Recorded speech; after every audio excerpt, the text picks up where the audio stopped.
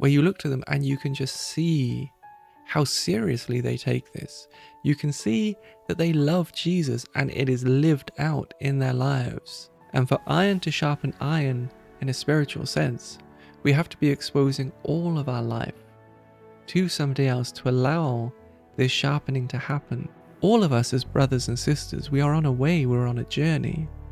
And there are people from whom we can learn.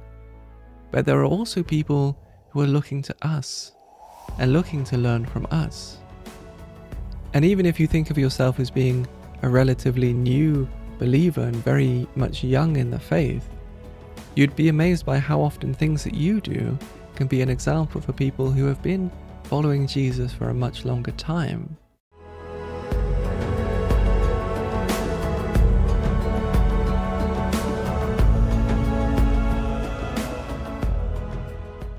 Hello and welcome back to the Banner Bearers YouTube channel. Today we're going to be looking at the subject of spiritual relationships and having really deep fellowship with maybe one or a small number of people.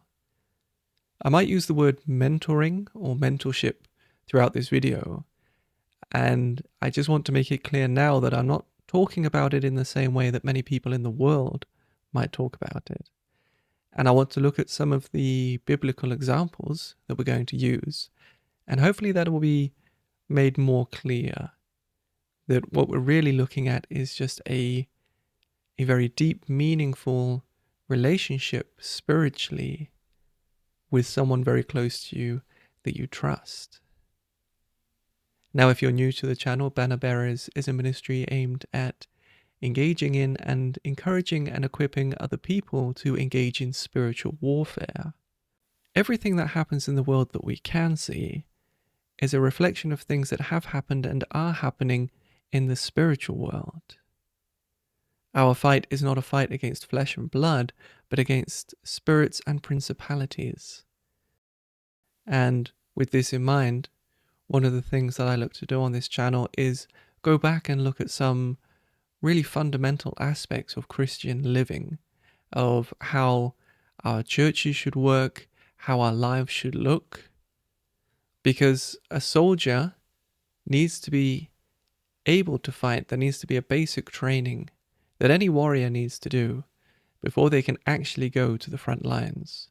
And before we as Christians start really to think about being active in spiritual warfare, we need to make sure that we have our fundamentals in order. We need to make sure that we've got the basic things of Christian living in place before we respond to this call to really engage in spiritual warfare. And if you are new to the channel, please do consider subscribing if you'd like to see more content. And if this video blesses you, please do like and share it around. And if you have any feedback or any comments, please do leave them down below. Now, as I said, we're talking about really, I'll use the word mentoring, but I mean really a very deep, meaningful relationship with a Christian brother or sister, older or younger. And we'll look at some biblical examples right now, I think. And the first Bible place is Hebrews 13, verse 7. Remember those who led you, who spoke the word of God to you, and considering the result of their conduct, imitate their faith. So this is really a call both to leaders and to people who are looking for examples. And we know the saying, do as I say, not do as I do. It's a very popular saying here in the West. And here the writer of Hebrews is calling us to do the exact opposite. He's calling the reader to look to the example of the leaders in their conduct. And it says there that their conduct should be heavily influenced by their faith. We imitate their faith by what we see in their conduct. But this is also a call for spiritual leaders to live in such a way that their conduct is something worth emulating. That people can look to how spiritual leaders are living their lives through faith and see a way of life that they are also drawn to try and emulate. that they see that as an example worth following.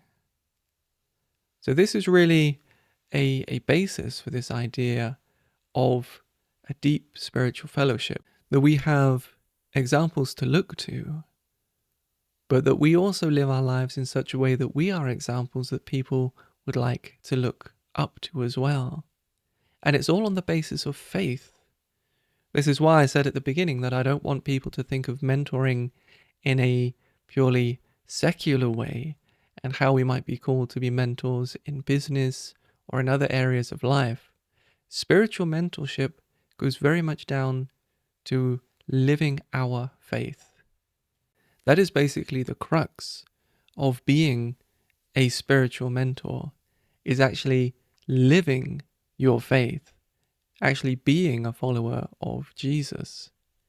If we remember back to the first leaders of the church, the apostles and other elders, they were all told to be good examples, but there was never any call to have studied mentorship, or to have done any particular courses or have any real qualities in that direction, other than being called to faithfully living their lives as followers of Jesus in a way that would bring honor to him. And that by itself would be an amazing example for people to follow. And that's what I mean with Christian spiritual mentorship, this deep connection that we can have when we see this in people's lives. Hopefully you have people in your lives, I know I do, where you look to them and you can just see how seriously they take this. You can see that they love Jesus and it is lived out in their lives. It's not just something they say, it's not just something they talk about. It's not even a way of life, it is the way of life for them. It is the life that they lead. And these are the people that we should be looking to. But these should also be the kinds of people that we want to be. The next verse that I want to read, it's in Deuteronomy 34, verse 9. Now Joshua the son of Nun was filled with the spirit of wisdom, for Moses had laid his hands on him. And the sons of Israel listened to him and did as the Lord had commanded Moses. So there are a couple of things that I want to pull out from this scripture.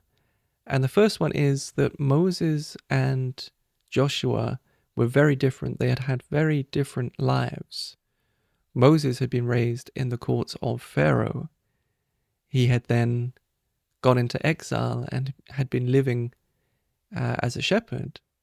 Whereas Joshua, of course, had been in Egypt all of that time as a Hebrew, as a slave, and had come out with all of the Israelites during the Exodus. So they weren't the same person. Their lives were not identical. The backgrounds of these men were very, very different.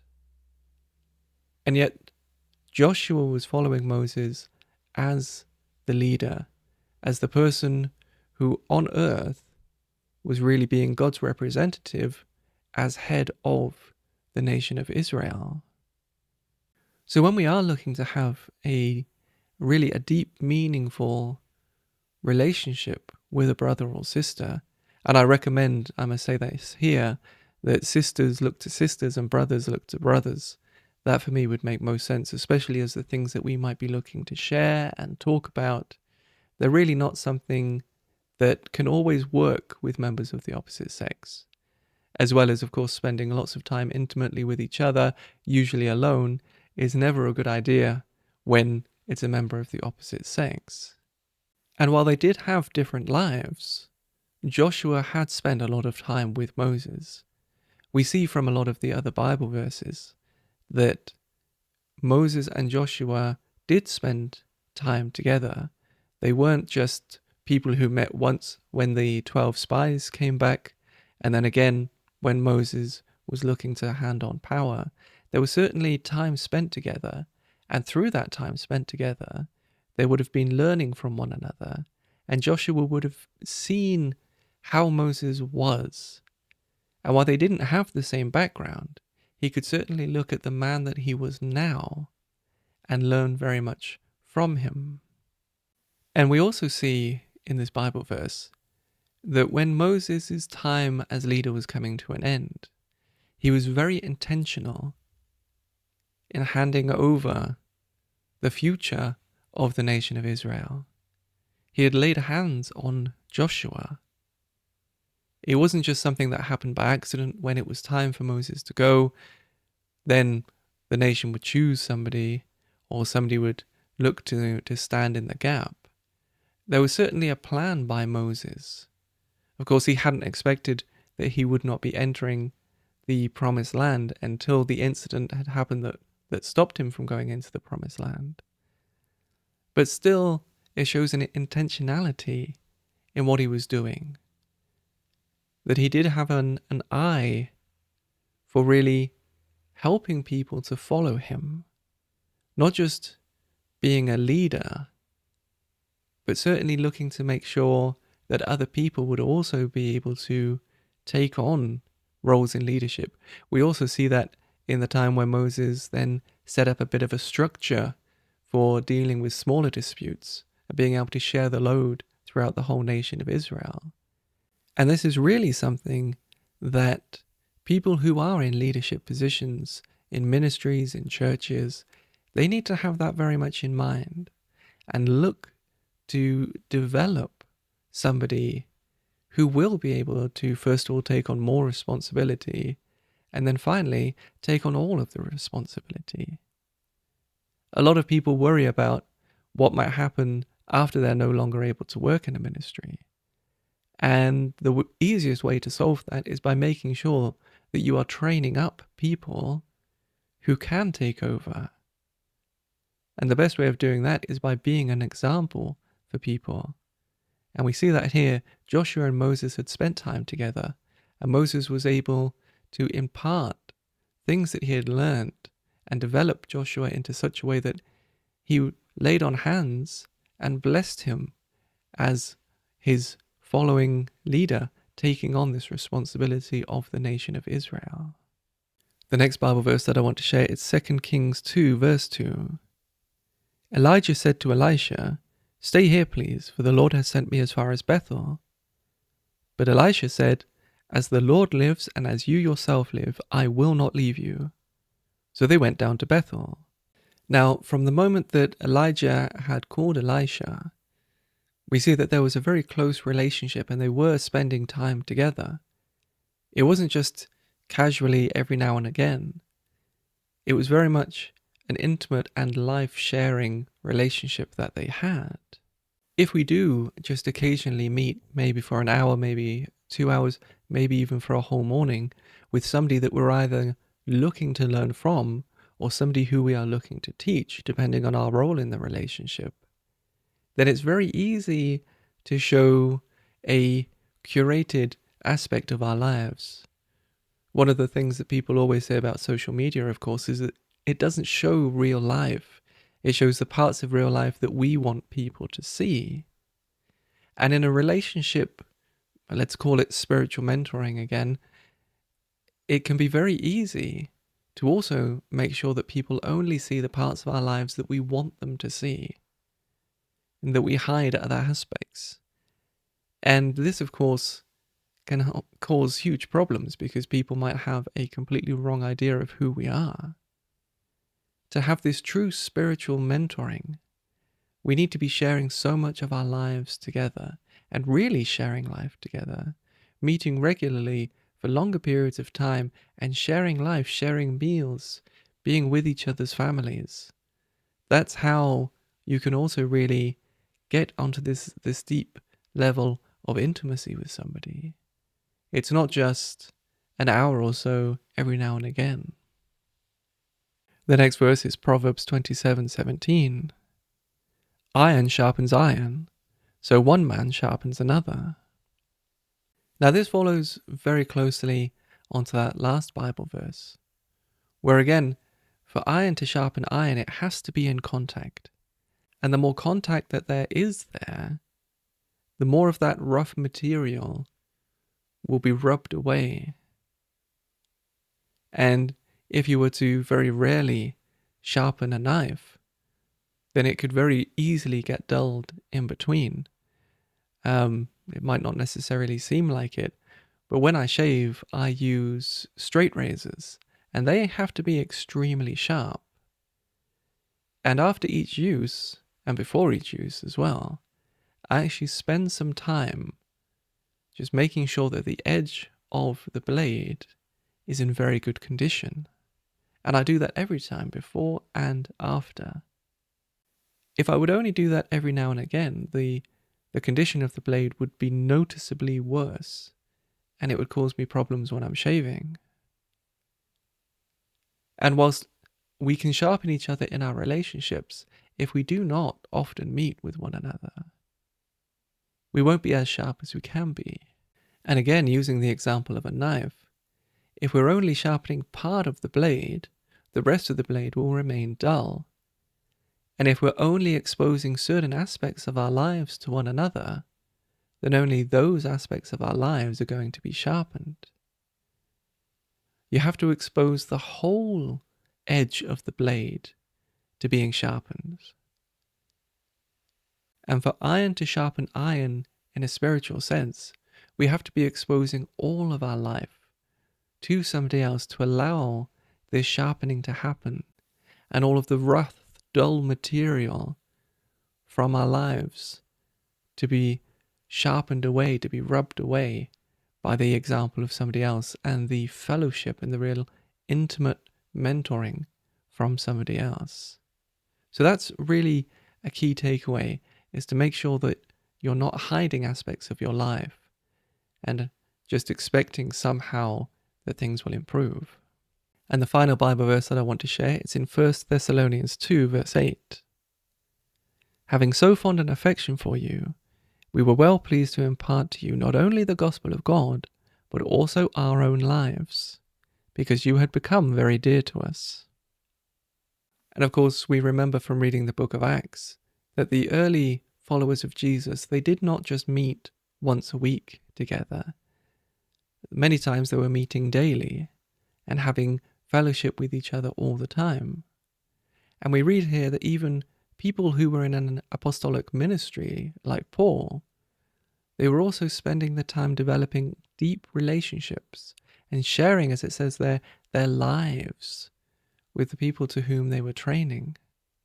Not just sharing the gospel, not just in that sense what we might call, training them to be spiritual leaders, but sharing their lives with each other.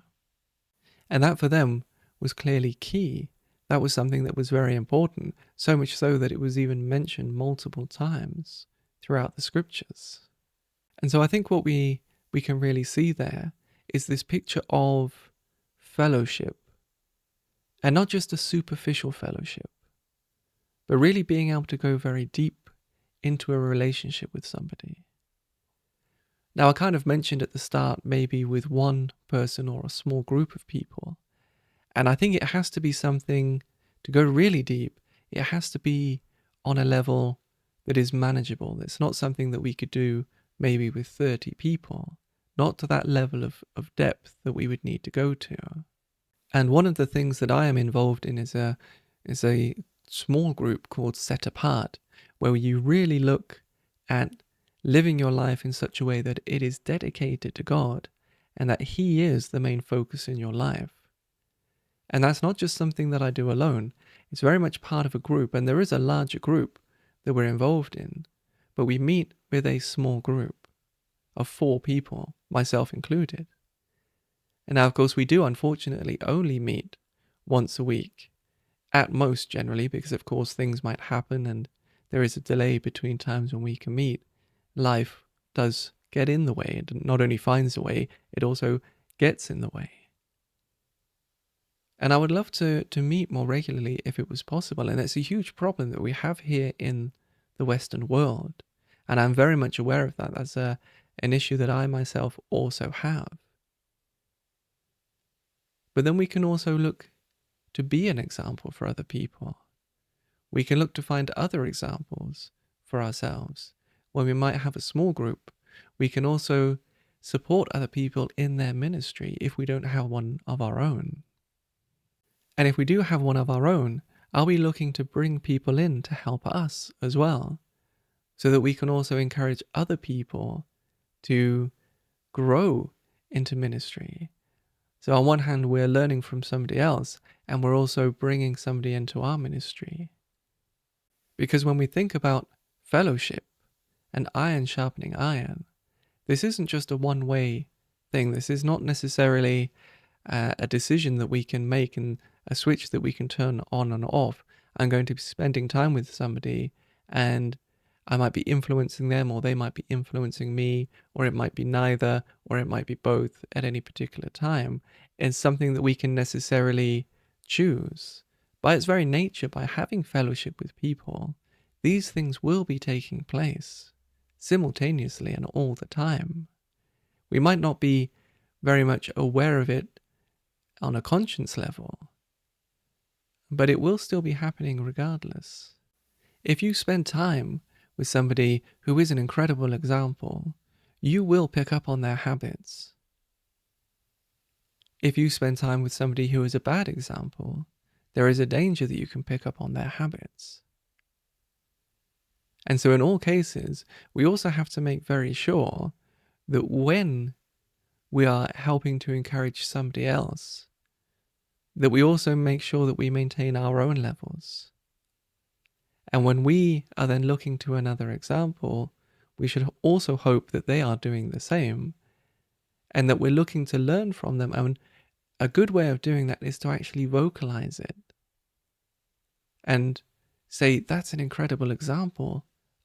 I'm going to use that in my life, and I would like you, the person that I'm learning that from, to also encourage me and to ask me how this particular thing is going.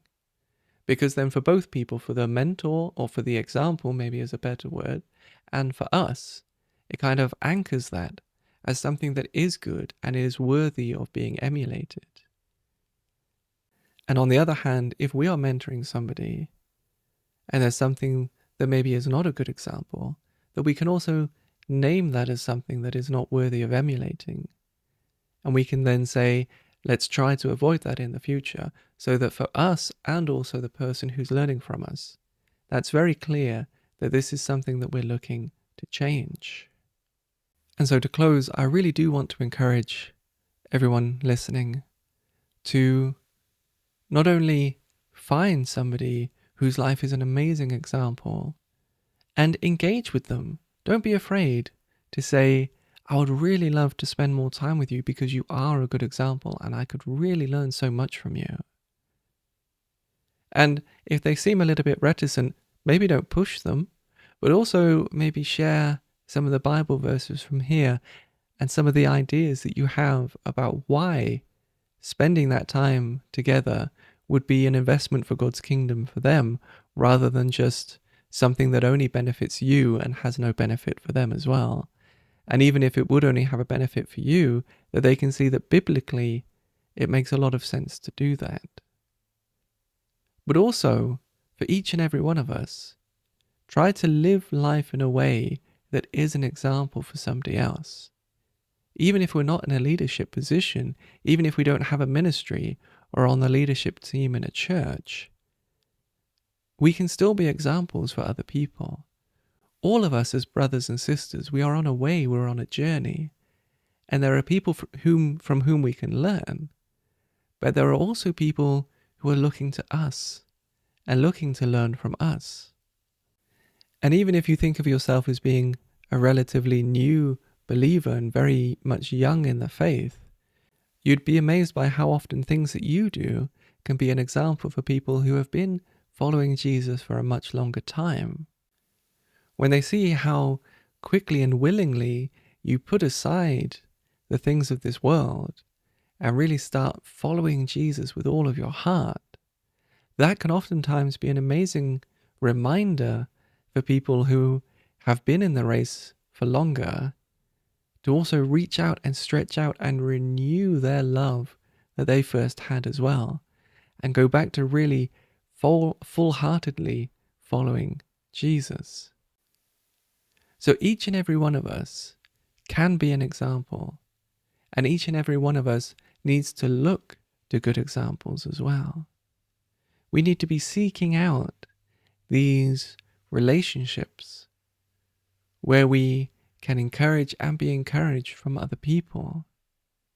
And that's where this deep fellowship comes from this sharing of life with one another, this building one another up, not just in a superficial way, but on a real deep connecting level with our brothers and sisters. So if you've made it this far, thank you very much for watching the video. But I'd also like to hear from you. If you are a mentor, or if you have somebody who you look to as an example, how did you find them? How did that start? How did it develop? What are some problems that you've had? What are some things that you've had to overcome, and how did you overcome them? These sorts of things would be very encouraging to hear. And if you haven't already and you would like to see more content, please do consider subscribing to the channel.